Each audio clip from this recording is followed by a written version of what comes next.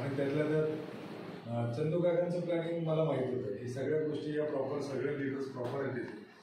आणि आम्ही आतापर्यंत भरपूर ओपनिंग केले, रेसिडेन्शियल बरं का, कमर्शियल नाही, भरपूर आम्ही ओपनिंग केले. पण त्यामध्ये अतिशय उत्कृष्ट प्लॅनिंग आणि जबरदस्त अशी अरेंजमेंट केल्याबद्दल बंडू सर असतील, चव्हाण सर असतील आणि आमचे सगळ्यात सुभेदार आमचे सगळ्यांचे महादेव सर असतील किंवा चंदू काका असतील, मार्गदर्शक चंदू काकांचं मार्गदर्शकच आहे.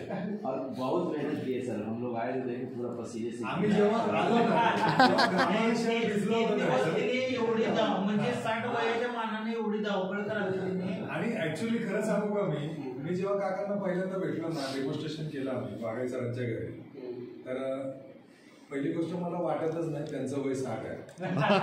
त्यांच्या घरात केंगण गेल्यामुळे 10 वर्ष रिटायर येणार 2 महिन्यात, बरोबर आहे की नाही. त्यामुळे एक चांगली संकल्पनेबरोबर आपण आहोत सगळेजण आणि लोकांना आपण काहीतरी चांगलं देतोय. कोणालाही आपण मशीन विकतोय की आपण बोलायचं पण नाही हुबळीमध्ये, मी तर कुठेच बोलत नाही, सरांना पण माहिती आहे.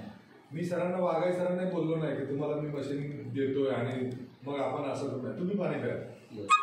आणि मी त्या दिवशी फोनवर बोललो, मशीन येईल ना काका, तुम्ही आधी पाणी प्या, रिलॅक्स. बंडू सरांना पण फोन केला होता, बंडू सर मशीन आला, तुम्ही आता फक्त पाणी प्यायचं.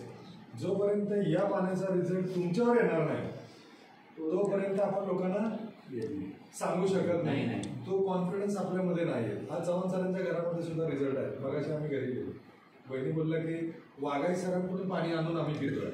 आणि आज अक्षरशः असे रिझल्ट आहेत की आम्ही वाट बघतोय मशीनची, 2 दिवस झाले की मशीन कधी येते.